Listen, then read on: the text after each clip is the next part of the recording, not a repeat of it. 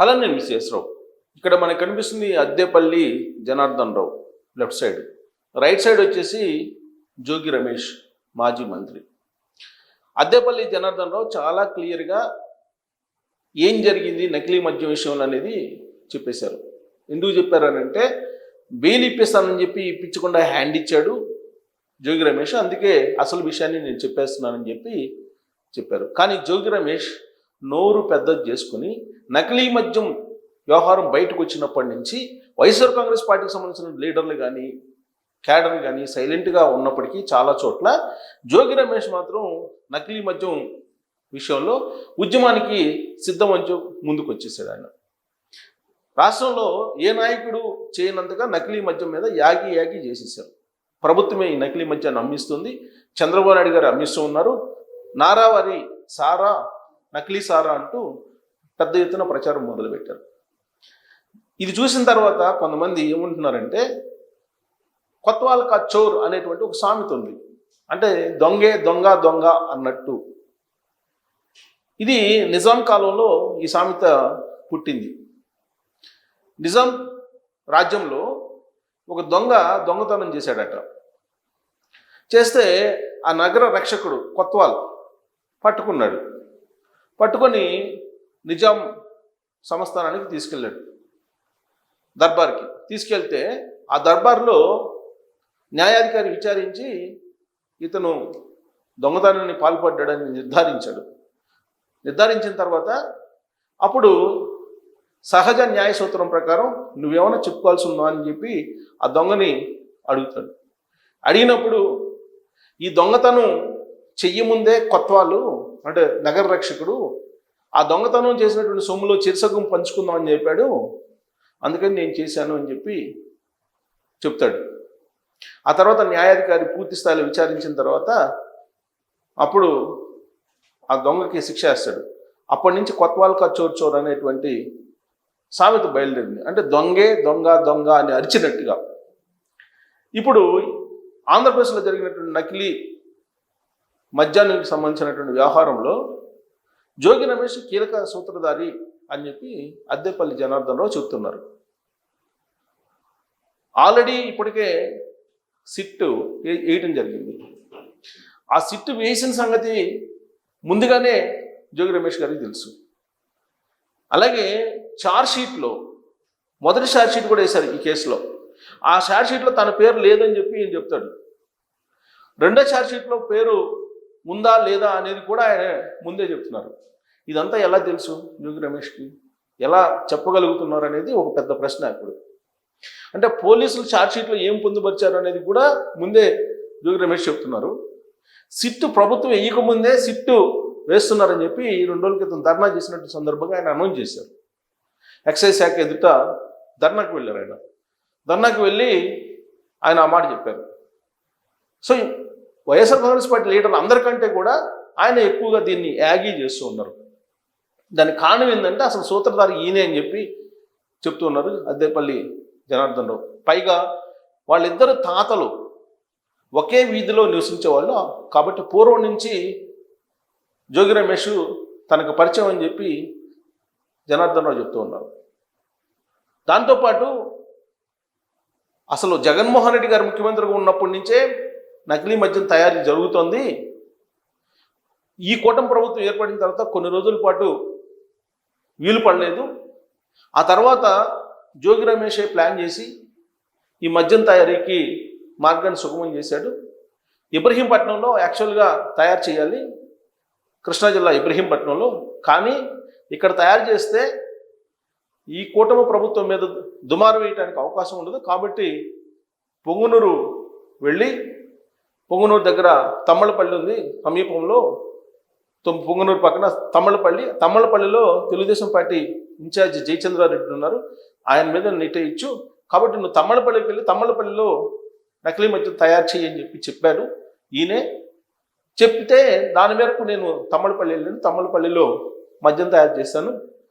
అలాగే ఇబ్రహీంపట్నం కూడా తయారు చేశాను. ఇబ్రహీంపట్నంలో తమ్మలపల్లి నుంచి సరుకుని తీసుకొచ్చి ఇబ్రహీంపట్నంలో పెట్టాను. ఆ తర్వాత ఆఫ్రికా కంట్రీస్కి వెళ్ళిపోమన్నాడు తన స్నేహితుడి దగ్గరికి. ఎవరు జోగి రమేష్ ముందే చెప్పాడు, ఈ ప్రభుత్వాన్ని బదనాం చేయాలి ఈ నకిలీ మద్యం తయారు చేసి, కాబట్టి మీ నకిలీ మద్యాన్ని తయారు చేయి అని చెప్పి ఒక స్కెచ్ వేసిందే జోగి రమేష్ అని చెప్పి అద్దేపల్లి జనార్దన్ రావు చెప్తున్నారు. మరి జనార్దన్ రావు ఇంత క్లియర్గా చెప్తుంటే మరి ఆయన వాంగ్మూలం ఇచ్చారు. సరే, ఆ వాంగ్మూలాన్ని బేస్ చేసుకొని జోగి రమేష్ని అరెస్ట్ చేయొచ్చా అని అంటే చెయ్యొచ్చు. కానీ జగన్మోహన్ రెడ్డి గారు ఈ మధ్యకాలంలో లిక్కర్ స్కామ్లో ఆంధ్రప్రదేశ్లో అరెస్ట్ అయినటువంటి చాలామంది విషయంలో వాంగ్మూలాన్ని బేస్ చేసుకొని ఈ విధంగా అరెస్టులు చేస్తే సప్త సముద్రాల అవతల ఉన్నా కానీ తీసుకొచ్చి తన ప్రభుత్వం వచ్చిన తర్వాత శిక్షిస్తానని చెప్పి చెప్తూ ఉన్నారు జగన్మోహన్ రెడ్డి గారు.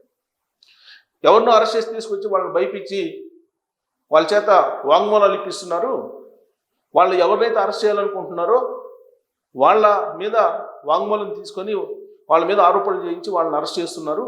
ఇదంతా చంద్రబాబు నాయుడు గారు బీతాళ కథ, లిక్కర్ స్కామ్ లేదు, ఏమీ లేదని చెప్పి జగన్మోహన్ రెడ్డి గారు చెప్పి ఆయన లండన్ వెళ్ళిపోయారు. ఆయన లండన్ వెళ్ళిన ప్రతిసారి ఏదో ఒక ఇష్యూ ప్రభుత్వం మీద, లేదంటే ఆ రోజు ప్రతిపక్షంగా ఉన్న తెలుగుదేశం పార్టీ మీద ఏదో ఒకటి ఉండేది. ఇప్పుడు కూటమి ప్రభుత్వం ఏర్పడింది.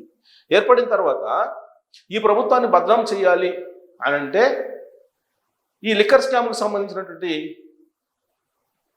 నకిలీ లిక్కర్ స్కామ్, నకిలీ మద్యానికి సంబంధించినటువంటి వ్యవహారాన్ని కూటమి ప్రభుత్వం దోషేద్దాం, ఈ ప్రభుత్వం బదనాం అయిపోతుంది అనేటువంటి ఒక పెద్ద స్కెచ్ వేసి ఆ బాధ్యతను జోగి రమేష్కి అప్పచెప్పారు అనేది ఇప్పుడు జనార్దన్ రావు చెప్తున్నారు. తెలుగుదేశం పార్టీ వాళ్ళు చెప్పడం కాదు, జనార్దన్ రావు చెప్తున్నారు. జనార్దన్ రావు ఆఫ్రికా కంట్రీస్ నుంచి వచ్చి పోలీసులకి లొంగిపోయాడు. ఆయన అప్పుడే ఒక వీడియో పెట్టారు. ఆఫ్రికా కంట్రీస్లో ఉండే తొలి రోజే తెలుగుదేశం పార్టీకి సంబంధించిన లీడర్ల యొక్క ప్రమేయం లేదు దీంట్లో, మొత్తం వివరాలు నేను చెప్తాను వచ్చిన తర్వాత అని చెప్పి చెప్పారు. వచ్చిన తర్వాత మొత్తం వివరాలు కూడా చెప్పారు. దీని వెనుక జోగి రమేష్ మాస్టర్ స్కెచ్ ఉంది. జోగి రమేష్కి ఈ టాస్క్ని అప్పచెప్పింది ఎవరంటే తాడేపల్లి డాన్ అనేది తెలుగుదేశం పార్టీ వాళ్ళు అనుమానిస్తున్నారు, పోలీసులు కూడా అనుమానిస్తున్నారు. ఎందుకంటే జోగి రమేష్ గతంలో చంద్రబాబు నాయుడు గారి ఇంటి మీదకి వెళ్ళి నానా గందరగోళం సృష్టించారు. తెలుగుదేశం పార్టీ కేంద్ర కార్యాలయం మీద దాడి చేశారు. అప్పుడు కొంతమంది మీద హత్యాయత్నం కూడా చేశారు. చంద్రబాబు నాయుడు గారి ఇంటి లోపలికి వెళ్ళడానికి కూడా ఆయన ప్రయత్నం చేశారు. సీన్ కట్ చేస్తే ఆయనకి మంత్రి పదవి ఇచ్చారు జగన్మోహన్ రెడ్డి గారు. బహుశా ఇలాంటివి చేయటానికి జోగి రమేష్ కరెక్ట్ అని చెప్పి ఎంచుకొని ఉంటారేమో జోగి రమేష్ని అనేది కూడా ఇప్పుడు పోలీసులు అనుమానిస్తూ ఉన్నారు. ఇప్పుడు సరే, వాంగ్మూలం కాకుండా ఇంకేం ఆధారాలు ఉన్నాయి? అసలు జనార్దన్ రావు ఎవరో నాకు తెలియదు అంటున్నారు జోగి రమేష్. అతను ఎవరో నాకు తెలియదు అని చెప్పి అంటూ ఉన్నారు. మరి తెలియకుండానే ఆయన వాట్సాప్ చాట్లు చేశారా? వాంగ్మూలం జనార్దన్ రావు గారు ఇచ్చినటువంటి వాంగ్మూలాన్ని పోలీసులు పూర్తిగా నమ్మొద్దు, ఓకే, నమ్మకుండా దానికి సంబంధించిన ఆధారాలు అయితే ఉన్నాయా లేవు అనేది ఎంక్వైరీ చేస్తారు కదా. ఎంక్వైరీ చేసినప్పుడు జనార్దన్ రావు ఫోన్ నెంబర్ తీసుకొని వాళ్ళ మొబైల్ సీజ్ చేస్తే ఆ మొబైల్లో ఉన్నటువంటి చాటింగ్ ఏంటంటే ఇది చూడండి. చాటింగ్ ఇక్కడ చూడండి, జోగి రమేష్ అన్న ఎమ్మెల్యే ఆయన ఫీడ్ చేస్తున్న నెంబరు కమ్ మై హోమ్. ఇక్కడ చూడండి, ఫోన్ చేస్తున్నారు, వాయిస్ కాల్, సెప్టెంబర్ 6వ తారీఖు, 6 సెకండ్స్, అది 6 సెకండ్లు మాట్లాడుకున్నారు. ఎప్పుడు? సెప్టెంబర్ 22వ తారీఖు. సెప్టెంబర్ 22వ తారీఖు ఉదయం సాయంత్రం 5:37 మాట్లాడుతున్నారు. క్లోజప్లో చూపించేసింది. అలాగే సెప్టెంబర్ 22 మళ్ళీ కమ్ మై హోమ్ మధ్యాహ్నం 12:56 మాట్లాడుతున్నారు. మళ్ళీ వాయిస్లో 20 సెకండ్స్ మాట్లాడారు. ఎప్పుడు? 1 o'clockకి మధ్యాహ్నం. మళ్ళీ వాయిస్ కాల్ మళ్ళీ 1 o'clockకి. ఫస్ట్ 20 సెకండ్లు మాట్లాడుతున్నారు. తర్వాత నో ఆన్సర్ చేయలేదు. తర్వాత ఇక్కడ చూడండి, వాయిస్ మెయిల్ ఇంకొకటి 20 సెకండ్లు, ఇక్కడ 12 సెకండ్లు మెసేజ్ పెట్టారు. When you are going Africa అని పెట్టారు. వెన్ యు ఆర్ గోయింగ్ ఆఫ్రికాకి ఎప్పుడు వెళ్తున్నావు అని చెప్పి జనార్దన్ రావుని అడిగాడు. ఆయన అడిగితే కాల్ మీ అన్నాడు, ఫేస్ టైంలో అన్నాడు, ఫేస్ టైంలో మాట్లాడు అన్నాడు. ఓకే అన్న అని చెప్పి ఆయన చెప్పాడు. సో ఈ 3 కాల్స్ జనార్దన్ రావు చేసినటువంటి కాల్స్ జోగి రమేష్. ఈ 2 కాల్స్ జోగి రమేష్ చేసినటువంటి కాల్స్ జనార్దన్ రావుకి.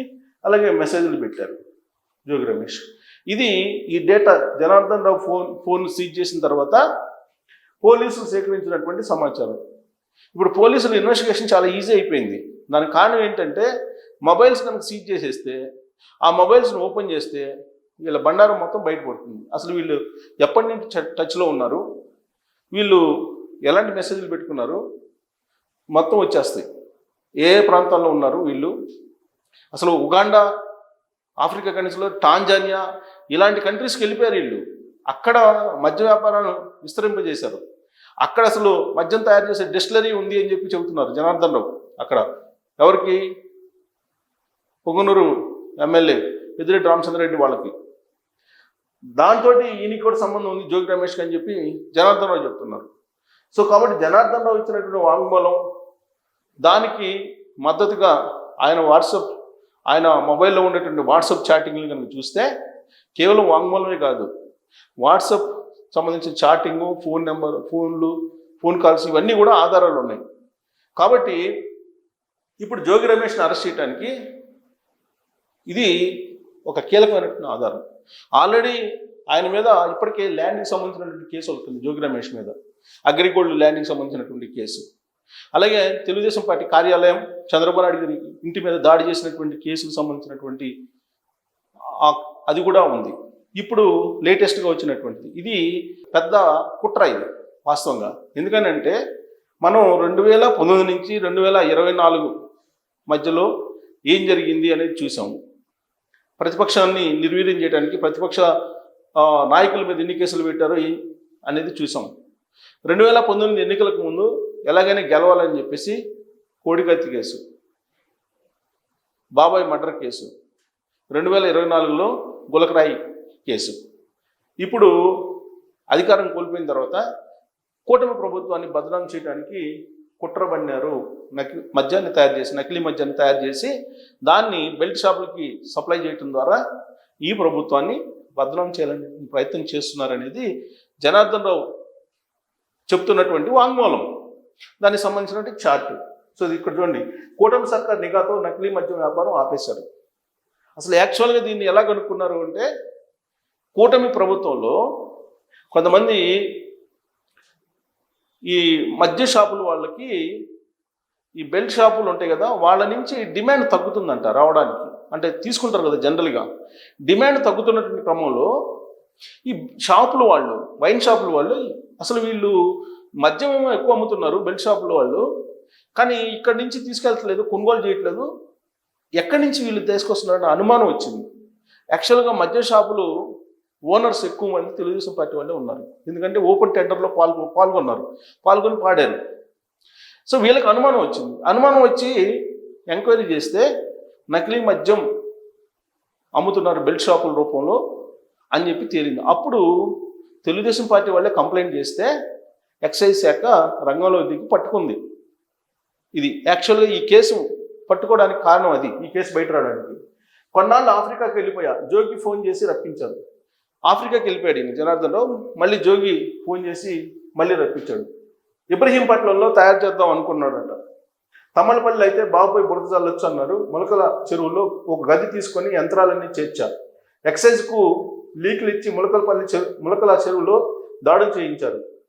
సో జోగి రమేషే ఫోన్ చేసి ఈ ములకలపల్లి చెరువు యంత్రాలు చేర్చిన తర్వాత ఆయనే ఫోన్ చేసి దాడులు చేయించారు అని అంటున్నారు. జయచంద్రారెడ్డి సస్పెన్షన్తో ఇబ్రహీంపట్నానికి సరుకు, జయచంద్రారెడ్డి అక్కడ సస్పెండ్ చేసిన తర్వాత ఆ సరుకును మొత్తాన్ని ఇబ్రహీంపట్నానికి చేర్చాడు.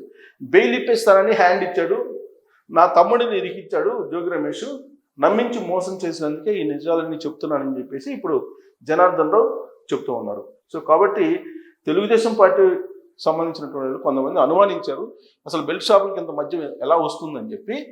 ఇవన్నీ తెలుసుకున్నటువంటి జోగి రమేష్ జనార్దన్ రావుని అడ్డంగా ఇరికించేశారు అనేది జనార్దన్ రావు ఇస్తున్నటువంటి వాంగ్మూలం.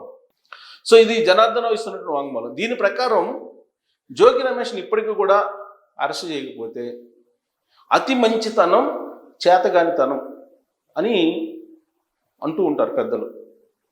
కాబట్టి ఈ ప్రభుత్వం మంచి ప్రభుత్వమే, కానీ అతి మంచి ప్రభుత్వం అని చెప్పి కనుక అనుకోవాలి ప్రజలు,